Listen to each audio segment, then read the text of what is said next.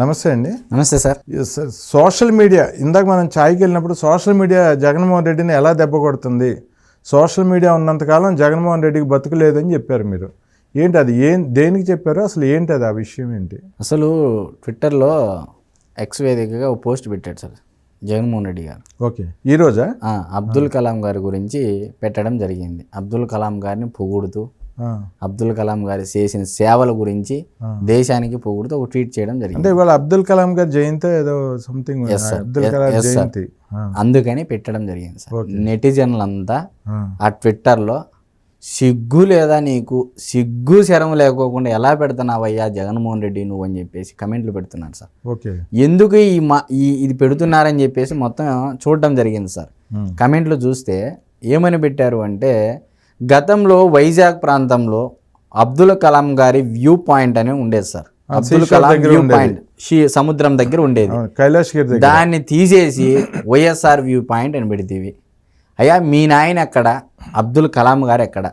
మీ నాయన ఒక ముఖ్యమంత్రి, అది కూడా ఒక 5 ఏళ్ళు తర్వాత ఒక 2 నెలలు 3 నెలలు చేశారు, స్వర్గస్థులైనారు.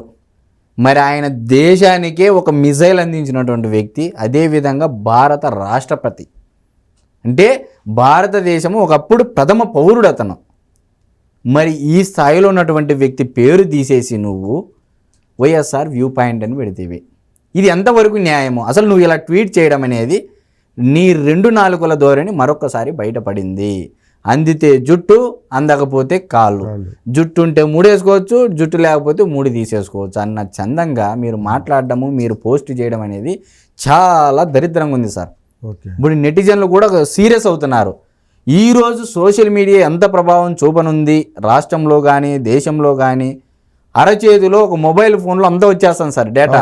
అవును, అసలు కార్మికులు పని చేసేవాళ్ళు, లేబర్ అంటే లేబర్గా కూలీ పని చేసుకుని వెళ్ళేవాళ్ళు, లేకపోతే మున్సిపల్ ఆఫీసులో అంటే కార్మికులు, అవును, ఈ పురపాలక వీధుల్లో చేసేటువంటి కార్మికులు కానీ, పారిశుద్ధ్య కార్మికులు కానీ, హాస్పిటల్లో పనిచేసేటువంటి నర్సులు కానీ, కింది స్థాయి పనులు చేసేవాళ్ళు కానీ, పొలం పనులు చేసేవాళ్ళు కానీ, ఎక్కడ గ్రామాల్లో కానీ పట్టణాల్లో కానీ ఎక్కడైనా సరే సార్, చిన్న చిన్న వాళ్ళు కూడా ఈరోజు మొబైల్ ఇట్లా చూసేస్తున్నారు సార్.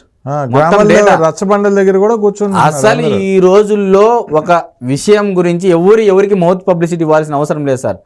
జనాలు తనకు తానుగా ఏది నిజము ఏది అబద్ధమని సోషల్ మీడియా వేదికగా తెలుసుకుంటున్నారు. మరి ఇటువంటి తరుణంలో జగన్మోహన్ రెడ్డి గారు గతంలో వైఎస్ఆర్ వ్యూ పాయింట్ అని పెట్టి తీసేసిన తర్వాత ఇప్పుడు జనాలు అది గుర్తుకు చేస్తున్నారు. ఈ రోజు గుర్తుకొచ్చాడా నీకు అబ్దుల్ కలాము? ఈ రోజు గుర్తుకొచ్చాడా నీకు అబ్దుల్ కలాం చేసినటువంటి సేవలు దేశానికి? ఈ రోజు నీకు గుర్తుకొచ్చాడా ఆంధ్రప్రదేశ్ రాష్ట్రంలో అబ్దుల్ కలాం గారి వ్యూ పాయింట్ ఉంది అని చెప్పేసి అది తీసేసినప్పుడు ఏమైంది? నీ యొక్క చిత్తశుద్ధి అబ్దుల్ కలాం గారి పట్ల. అంటే జయంతి రోజు మాత్రమే వైఎస్ఆర్ గుర్తుకొస్తారు, వర్ధంతి రోజు మాత్రమే వైఎస్ఆర్ గారు గుర్తుకొస్తారు అన్న చందంగా అబ్దుల్ కలాం గారి జయంతిని కూడా రాజకీయానికి వాడుకోవడం కోసం వాడారు. అంటే ఏ స్థాయికి దిగజారారు వైఎస్ జగన్మోహన్ రెడ్డి గారు అని చెప్పేసి నేను మీడియా ముఖంగా చెప్తా ఉన్నాను సార్. మరి ఇప్పుడు చెప్పండి సార్, నిజంగా వైఎస్ జగన్మోహన్ రెడ్డి గారు దిగజారే పోవడానికి ఇదొక ముఖ్యమైన ఉదాహరణ కాదా? 100%. ఈరోజు మీరు అన్నట్టు ఎన్టీఆర్ హెల్త్ యూనివర్సిటీని కూడా వైఎస్ఆర్ హెల్త్ యూనివర్సిటీ చేశారు. ఏది చూసినా వైఎస్ఆర్ వైఎస్ఆర్ వైఎస్ఆర్. మీరు కట్టకపోయినా, మీరు అది స్టార్ట్ చేయకపోయినా కూడా వైఎస్ఆర్ అని పెట్టుకున్నారు. ప్రజలు చీదరించుకునే పరిస్థితి వచ్చింది. స్వర్గీయ రాజశేఖర రెడ్డి గారు కూడా కొన్ని మంచి పనులు చేయడం జరిగింది. చివరి దశలో అతనికి ఉన్న మంచి పేరును కూడా ఇతను తీసేస్తున్నాడు సార్ జగన్మోహన్ రెడ్డి గారు. స్వర్గీయ రాజశేఖర రెడ్డి గారు కాస్తో కూస్తో కొంతమంది జనాలకు ఉపయోగపడ్డాడు. ఆయన చిరస్మరణీయునిగా ఉన్నప్పుడు అలాంటి చిరస్మరణీయుని కూడా విగ్రహాలు పెట్టేసి ఊరు వాడ సందు దొరికితే విగ్రహాలు వైఎస్ఆర్వి.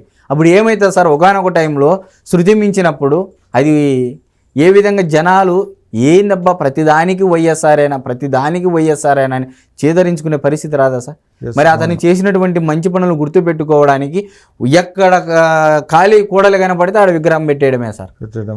దీనివల్ల ఏమవుతుంది అంటే, విగ్రహాలు పెట్టడం నేను తప్పనట్లేదు సార్, ఆయన చేసిన సేవలు గుర్తుకు చేసుకోవడం అనేది చిరస్మరణీయమే, నేను కాదనట్లేదు. కానీ యాడ కూడలు కనపడితే, యాడ 3 రోడ్లు కనపడితే, యాడ 7 సందు జిక్కితే ఆడ విగ్రహం పెట్టేద్దామన్న చందంగా రాష్ట్రంలో గత 5 ఏళ్ళు ఉన్నారు సార్. ఇదంతా సోషల్ మీడియా నుంచి ప్రజలకు చేరిపోతుంది అంటారు. సోషల్ మీడియా ద్వారా ఈరోజు మెయిన్ స్ట్రీమ్ మీడియాకు కూడా తెలుసాదో లేదో తెలియదు కానీ విషయాలు ఓకే. సోషల్ మీడియా వేదిక ద్వారా గ్రామాల్లో ఉన్నటువంటి చిన్న పని చేసుకునే కార్మికులకు కూడా తెలుసుకునే పరిస్థితి సార్ ఈ రోజు. అవును. ప్రపంచంలో అమెరికాలో ఏం జరుగుతుంది, యూకేలో ఏం జరుగుతుంది, ఆస్ట్రేలియాలో ఏం జరుగుతుంది అని చెప్పి నిత్యం గమనిస్తూ ఉంటారు సార్. ఇప్పుడు గొర్రెల కాపర్లు ఉంటారు, వాళ్ళు గొర్రెలు కాచుకుంటా వెళ్ళుకుంటా ఇట్లా మొబైల్ చూసుకుంటా వెళ్తారు సార్. అవును. డేటా కొండల దగ్గర వాళ్ళకు ఉన్నటువంటి నాలెడ్జ్ ఈరోజు చదువుకున్న వాళ్ళకు లేదు సార్. టు బి ఫ్రాంక్ చెప్తే ఏదన్నా ఒక మాటపై అడిగితే ప్రతిదీ అవేర్నెస్ ఉంటుంది వాళ్ళకి. ఉంటుంది. మరి ఈరోజు అటువంటి పరిస్థితుల్లో జగన్మోహన్ రెడ్డి గారు ఇలాంటి ట్వీట్లు చేయడం వెనక ఆంతర్యం ఏమిటి అని వాళ్ళు ఆలోచించారా సార్? అవును. నిజంగా ఆలోచించారు కాబట్టే ప్రజలు జగన్మోహన్ రెడ్డి గారు ఏం చేశారు, చంద్రబాబు నాయుడు గారు ఏం చేశారు, ఆయన వ్యాఖ్యలు ఎటువంటివి, ఈయన వ్యాఖ్యలు ఎటువంటివి, రెండూ కంపారిజన్ చేసుకొని తీర్పు ఇచ్చారు. ఇంకా సోషల్ మీడియా ఉన్నంత వరకు నీ యొక్క ఫేక్ ప్రచారాలు ప్రజలకు పోవు, చేరవు. ఎందుకంటే ప్రజలు కూడా తెలుసుకున్నారు. జగన్మోహన్ రెడ్డి గారు ఒక ఛాన్స్ అన్నారు, ఇంకా ఒక ఛాన్స్ చూశాము, దండం పెడుతున్నారు. మీ ఇంట్లో ఎవరో మంగమ్మ గారు కూడా ఏదో మీకు ఏదో చెప్పారని అన్నారు. అదే సార్, మా వీధుల్లో ఉన్నటువంటి అవ్వలు కానీ వాళ్ళు కానీ వీళ్ళు కానీ చూసేటప్పుడు మాట్లాడుకుంటూ ఉంటారు కదా సార్. అంటారు. సాయంత్రం అయ్యేదలికే కూర్చొని మాట్లాడే వాళ్ళు పనిచేసే అవ్వ ఎవరో ఏదో అన్నారు ఇందాక.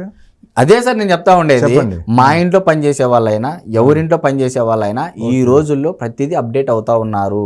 మనం ఎన్ని కథలు పడ్డా అబ్దుల్ కలాం గారు కథలు కనమన్నారు, కథలు పడమని లేదు. ఈ విధంగా కథలు పడితే, ట్వీట్లు చేసి కథలు పడితే జనాలు ఇప్పుడు నెటిజన్ లేని రిప్లై ఇస్తున్నారు సార్. అవును. చీదరించుకుంటున్నారు, సిగ్గు శరం లేదనే కాటికి కమెంట్లు పెడుతున్నారు సార్. ఇది నేను చెప్పే మాట కాదు సార్, కమెంట్ల రూపంలో ఏం పెట్టారో అవే మీకు ఎక్స్ప్లెయిన్ చేస్తున్నాను. మరి ఇటువంటి పరిస్థితుల్లో జగన్మోహన్ రెడ్డి గారు ఇలాంటి ట్వీట్లు చేయకపోవడమే మంచిది అని నేను, అంటే సోషల్ మీడియా ఉన్నంతకాలం ఇక జగన్మోహన్ రెడ్డి ఒళ్ళు దగ్గర పెట్టుకుని ఉండాలంటారు. ఖచ్చితంగా సార్. ఈ రోజు ఆగమేఘాల మీద కనీసం ఇప్పుడు ప్రభుత్వం కూడా అధికారులు కూడా లేట్ అవుద్దేమో సార్. సోషల్ మీడియాలో ఇమీడియట్గా వచ్చేసింటది డేటా, ఎవరు ఏం చేసిండేది, గతంలో ఏం మాట్లాడిండేది ఏందనేది, కంపేర్ టు కౌంటరు ఎన్కౌంటరు, మాటకు ప్రతి మాట, ఈ విధంగా వచ్చేస్తున్నాయి సార్ మీడియాలో. నిన్న కూడా జగన్మోహన్ రెడ్డి ఇంట్లో ప్రెస్ మీట్ పెట్టాడని ఉంది, ఇవాళ తెల్లారిపాటికి చూస్తే జగన్మోహన్ రెడ్డి బెంగళూరు వెళ్ళిపోతున్నాడని వచ్చింది. నేను అదే అంటున్నాను సార్, బెంగళూరు టు అంటే ఢిల్లీ టు తాడేపల్లి, తాడేపల్లి టు బెంగళూరు, ఏ టైంకి ఏం జరుగుతుంది, ఏంది షెడ్యూల్ అనేది క్లియర్గా వెళ్ళిపోతాను sir social media. So okay అండి. అయితే మీరు చెప్పిన దాని ప్రకారం అయితే సోషల్ మీడియా ఉన్నంతకాలం ఇక జగన్మోహన్ రెడ్డికి బతకలేదు అంటారు. ఇక సోషల్ మీడియాలో ఉన్నటువంటి ట్రోలింగ్స్ ఉన్నంత ఇంపార్టెన్స్ ఈ రోజుల్లో ఒక పెద్ద స్థాయిలో హేమీ స్థాయిలో ఉన్నటువంటి రాజకీయ నాయకుల మాటకు కూడా చెల్లుతుందో లేదో తెలియదు కానీ సార్, సోషల్ మీడియాలో ఏది జరిగినా కూడా ప్రజలు నమ్మే పరిస్థితి వచ్చింది సార్ ఈ రోజు. దాంట్లో కూడా నిజాలు నిజ నిర్ధారణ చేసుకుంటున్నారు. ఫేక్ ప్రచారాలు చేసినా నమ్మట్లేదు, ఆధారాలతో ముందు పెట్టండి, తర్వాతే మాట్లాడుకుందాము. ఈ కళ్ళబొల్లి మాటలు, సింహము, పులి, ఎలివేషన్లు, ఒక్కడిగా పోరాడినాడు, ఇవన్నీ ఏంటంటే మన సాంత్వన కోసము చేసుకోవాల్సిన ఎలివేషన్లు తప్పితే కానీ ఒరిజినాలిటీ అందరికీ తెలిసిపోయింది. ఓకే అండి, థ్యాంక్ యూ అండి. మరో వీడియోలో మళ్ళీ మాట్లాడుకుందాం. నమస్తే అండి.